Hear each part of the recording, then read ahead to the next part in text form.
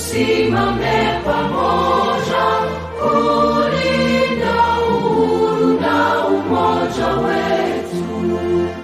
Enyi Bwana na binti wa Afrika, mwili wa jua, mwili wa anga, tuifanye Afrika mti wa uzima.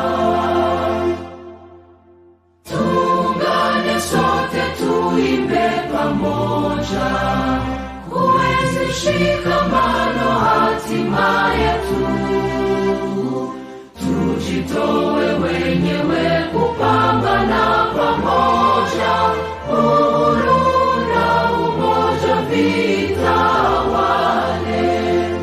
Enyi Bwana na binti wa Afrika, mwili wa jua, mwili wa anga, tuifanye Afrika mti wa uzima.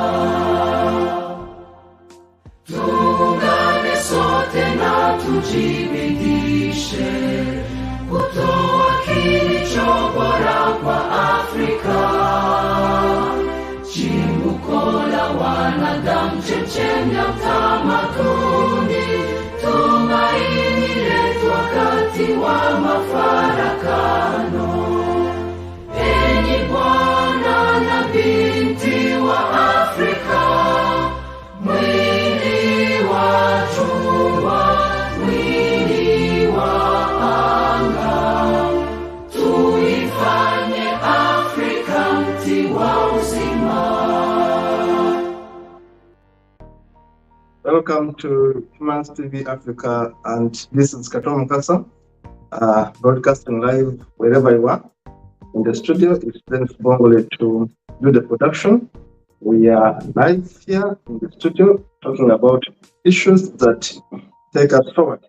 Humans TV Africa is a registered charity organization. We are registered to do media work, and we want to encourage you to please subscribe to Humans TV Africa by, of course, pressing the subscription button and join us, follow us, like and comment. You can also be part of us by contributing ideas to the things we talk about.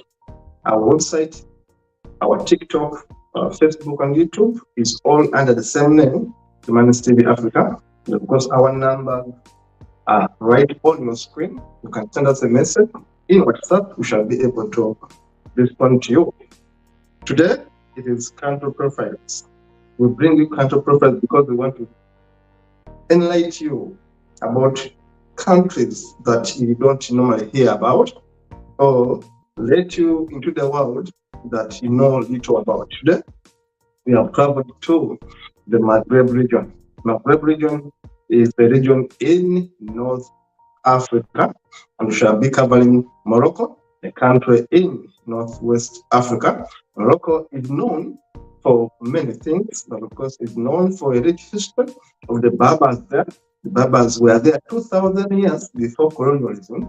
The Berbers were there, and they are the main guys in this country. Morocco is a constitutional monarchy. One of the few surviving constitutional monarchies in the world is Morocco, a country with a rich history, a country that was once occupied by the Phoenicians, then the Spaniards, then the French, and of course the British also tried to take power of it. It has been a country with lots of history in terms of connection to the world. Remember that Morocco is only 14 kilometers away from Spain. Now, Morocco easily connects with the rest of the world. You can connect with Morocco, Portugal, and Spain just as easily as that, only 14 kilometers. And that separate the stretch between Morocco and of course Spain. Now, look at the flag of Morocco, completely red with that star, as you can see. Now, that flag has lots of meaning and lots of history right here. Now, we're going to be talking about what is in Morocco. The flag, of course, the red is the flag that joins us all together as humanity. And of course, the flag with that kind of star, you can call it whatever you want. Ethiopians call it differently. Egyptians call it differently. And of course, Jews also have a different meaning So that star you see there, it's a historical star, and Morocco adopts it. Now, in terms of history, as I said, Morocco was once occupied by the British in 1660. Britain took control of the Tangier region of Morocco. I remember following the marriage of Catherine of Bangaza to King Charles II in 1661. That is the brief history. But before that, Morocco actually had been occupied by the Phoenicians, the Spaniards, and of course later on the French also occupied Morocco. For example, Morocco was a French colony, though it was inhabited by the Berbers for some 2,000 years ago. Before the French, of course, took over, Morocco experienced Phoenician colonization. Morocco, of course, also experienced British invasion, the French, and of course, the Phoenicians were there between the 6th to the 8th century BCE. Of course, Spain was there also, partly to rule it, but didn't last so long. And of course, what made Spain to be easy to connect with Morocco was because of the distance between Spain and Morocco is only 14 kilometers between the two. Spain is 14 kilometers away from the stretch that links you to Morocco. So it was always easier for the Spaniards to cross to Morocco. In fact, in 1912, the Spaniards had declared it their protectorate. 1912 to 1956. The Spaniards still had a bit of control of Morocco. Now, Morocco, of course, signed the treaty, the first treaty. Morocco signed it between Morocco's Sultan Abdul Hafsa in 1912, officially making Morocco a French protectorate from 1912 thereabout. Now, when you look at that map right on your screen, we see that Morocco is definitely endowed in terms of the coastline, in terms of the geographical location. Remember that Morocco is bordered by the North Atlantic Ocean and, of course, the Mediterranean Sea. Now, that's how Morocco becomes so important. It has the Mediterranean Sea, but also it has the North Atlantic Ocean. Now, if you are having all these as your borders, it means that it's easier to link Morocco to the rest of the world. Now, other countries that border Morocco, of course, it's Algeria and Western Sahara. That those are the lands that actually border Morocco. Western Sahara, the south, and of course, Algeria, the south, Western Sahara, the east. Morocco is about the size of California, if you ask me, about the size of California. And of course, in terms of area coverage, it is about 446, 55 square kilometers. Now, in terms of minerals, what are the minerals that someone can talk about when you go to Morocco? Morocco has a GDP of about 144 billion US dollars. That is the GDP of Morocco, quite big. The nation, actually, Morocco is in the middle income economy. If you may ask me about the status of Morocco, middle income economy, Morocco is the country that provides the world with 75% of the world's phosphates. As you can see on your map there, we are talking about the regions, we're talking about how the divisions of this country are in terms of region, in terms of tribes, but also in terms of minerals and discoveries. Morocco contributes 75% of world's phosphates to the world. Morocco, of course, has gold, cobalt, copper, phosphor, iron ore, lead, salt, silver, talc, and zinc. Those are the major minerals you'll find in Morocco: the barite, clays, cobalt, gold, copper, phosphor, iron ore, lead, salt, silver, talc, and zinc. These are the high quality minerals that are going to be found in Morocco if you go there. And of course, the country also has calcite, it has ethers, apatites, and other very important stones like vanadite, which of course of high quality can also be found in Morocco. Now, going forward, when we look at those maps, let us have a look at more of these maps. We're going to look at the statistics that make Morocco unique. In terms of statistics, we're saying that the population of Morocco is 37 million people. But of course, we normally know that the census happens once in a while. But from the census right there, give me a minute. We'll be explaining this very fast. Now we see that Morocco, in terms of population is about 37 million people right there. Now, having said that, of course, the growth rate, population growth rate is 1% annually. It's actually not going very fast. Age dependence in Morocco is 52%, not so bad. And of course, urban population is high at 64%.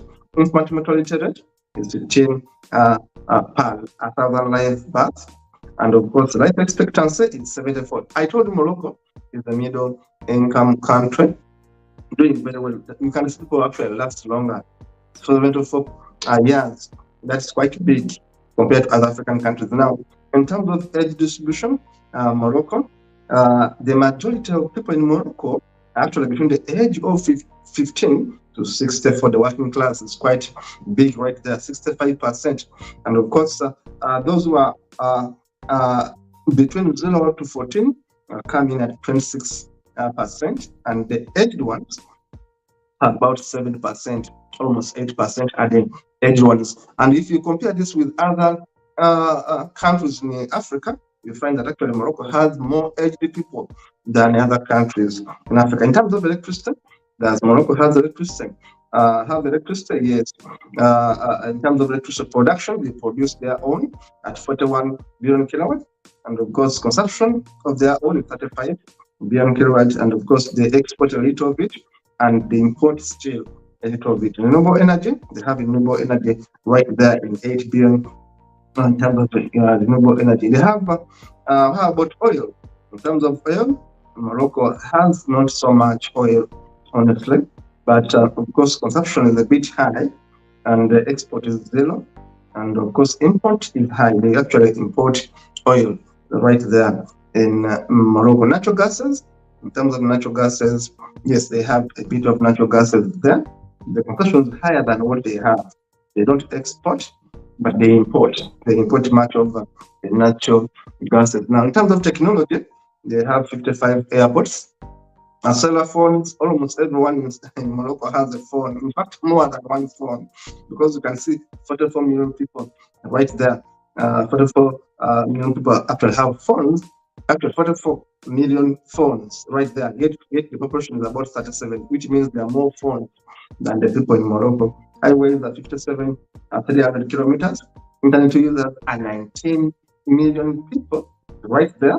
Internet users, railways, quite a distance of 2,067 kilometers, and telephones, and those with office telephones, about 2 million there. Now, in terms of geography, we see that in Morocco, as I said, is located in northern Africa, bordering the North Atlantic Ocean and the Mediterranean Sea, between Algeria and Western Sahara.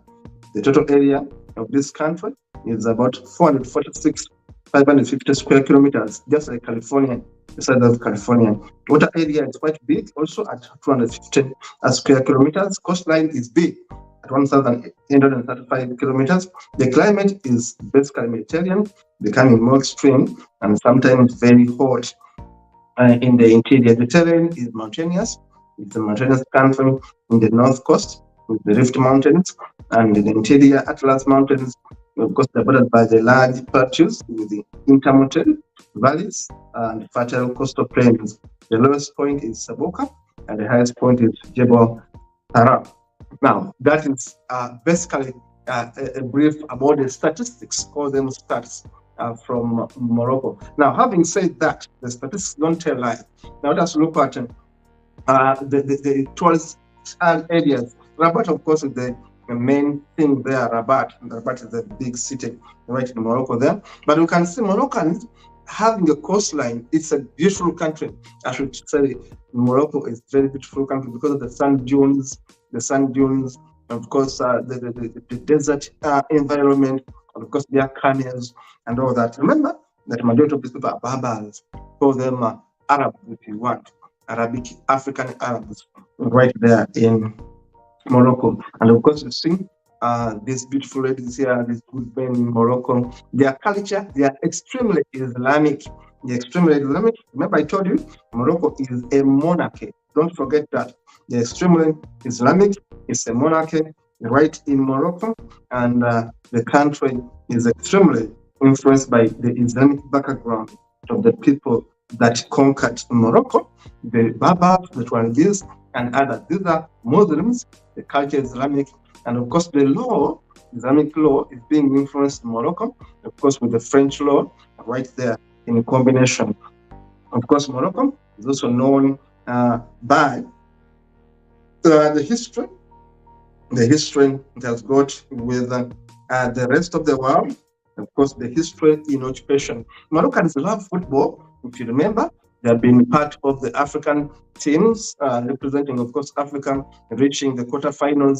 They are very, very big fans of football right there in Morocco, and of course, they're better football score players in Morocco than in so many other countries. Of course, Morocco is beautiful. The water bodies, remember, that surround some of the cities. Rabat, one of the best cities in the world. Rabat, one of those very good cities right there in the world. Morocco is very good for tourism. I should encourage you to go to Morocco. It's peaceful. Right, the peaceful. It's a constitutional monarchy, just like you see Jordan. If you know Jordan, just like Jordan, Morocco is a constitutional monarchy. It's a very, very beautiful country. Now, the challenge with Morocco is the issue of the immigrants. The challenge with Morocco is the issue of immigrants. I'll take a minute right there to explain to you. Now, why are people going to Morocco, especially people from sub-Saharan Africa going to Morocco? They go to Morocco because they want to use Morocco as a gateway to Europe. Remember, Morocco is only 14 kilometers away from Spain. If you're in Morocco, you're almost like in Spain. And Portugal is not so far away still now. There are thousands of people from sub-Saharan Africa going to Morocco to seek refugee, but the intention is not to stay in Morocco. The intention is to run away from Africa. They have been shot dead. Thousands of them die each year. Thousands of Africans die trying to cross from Morocco to Spain. Thousands, hundreds, line up every day. Now, Morocco has been challenged by the refugee crisis. Morocco has been challenged by the immigration crisis. The police of Morocco is becoming one of the toughest. They shoot people. Sometimes they brutalize people. Sometimes they kill people. The police and the army of Morocco has been tough on asylum seekers, has been tough on immigrants. For example, we know, of course, that Morocco is both a transit and host country for people seeking asylum. And of course, UNHCR has recently said that people from over 50 countries are going to Morocco. You can imagine people come from Arabic countries, come from Jordan, come from Syria. They go to Morocco to be able to cross to Spain. Now it becomes a problem. Morocco has thousands because about 50 countries have their people in Morocco because they want to cross borders. I told you it's easier to cross from Morocco to go to Spain, but Spain on the other side is not allowing them to cross. They have built barricades. They have put soldiers. Spain doesn't want people to go into their country because, of course, we know that Spain is having so many refugees as we speak. Now, they are going to Morocco, trying to cross the border, and Spain is refusing them entry. Now, what happens? Have been scuffle. What happens? Has been shootings, has been death. So this has been going on for years now. For the last 15 years, people are dying in Morocco in terms of refugee crisis, in terms of crossing the border. And possibly they have said that each year, at least 600 people die trying to cross from Morocco to Spain. Each year, at least 600 people die trying to cross from Morocco to Spain. Now, these are big numbers. When they say at least, it means maybe thousands dying. We have been seeing boats capsizing. Why? There are many immigrants in Morocco trying to cross. Why? Because Morocco has a proximity of about 14 kilometers between Morocco and Spain, and becomes also easier to connect with Portugal, therefore to connect with the rest of Europe. Now, it's hard. Having said that, Morocco is a constitutional monarchy. As you can see, it's a constitutional monarchy. Now, as we speak today, Of course, the prime minister is an equivalent. If you ask me, the prime minister is an equivalent of a president. If you ask me, the prime minister has much powers as the president. Now, the man is Aziz Akron. Is the man there, is the 17th prime minister, is the incumbent, assumed the office on the 7th of October 2021. Of course, the leader of the monarchy is called Mohammed VI. The king is Muhammad VI. King Muhammad VI, the leader of Morocco. Remember, Morocco is a constitutional monarchy. One of the few surviving monarchies in the world is Morocco. Talk about Jordan, that is Morocco. They have constitutional monarchies right there. There are few countries with constitutional monarchies, and of course, Morocco is one of those countries with a constitutional monarchy. Now, the president of Morocco, if you ask me, I will tell you, look at the prime minister more than considering the president. Now, Moroccan monarchy is held by Mohammed VII. Mohammed VI, Sadis, was born on 21st August 1963. That's the guy there. 21st August 1963 as the king of Morocco, the member of the Arawi dynasty.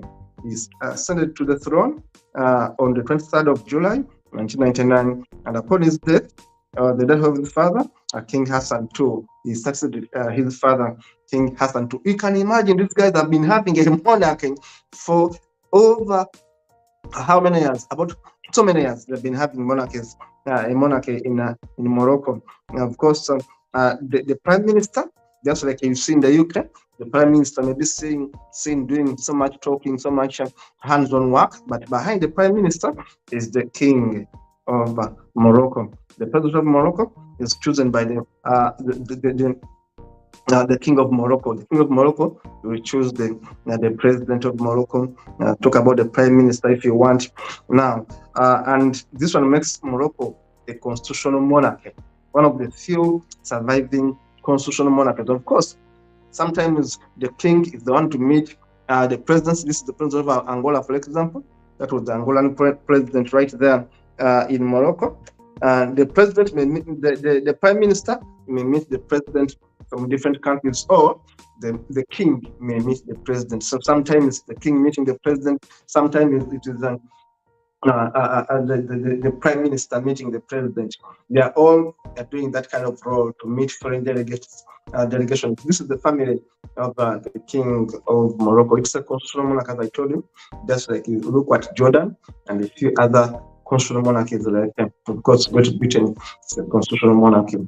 So that is it about Morocco, a very beautiful country, challenged by issues of immigration, because at least 600 people die each day, not each day, each year annually, trying to cross from Morocco to Spain and have a way to go to Europe. If you have seen a movie called Adu is a movie that is going to give you a summary of what's happening in Morocco. The movie Adu, you are going to see how people are struggling to break away from Africa to go to Spain. And they are going to Spain, another country in trouble. Spain is a poor country in a way, if you ask me.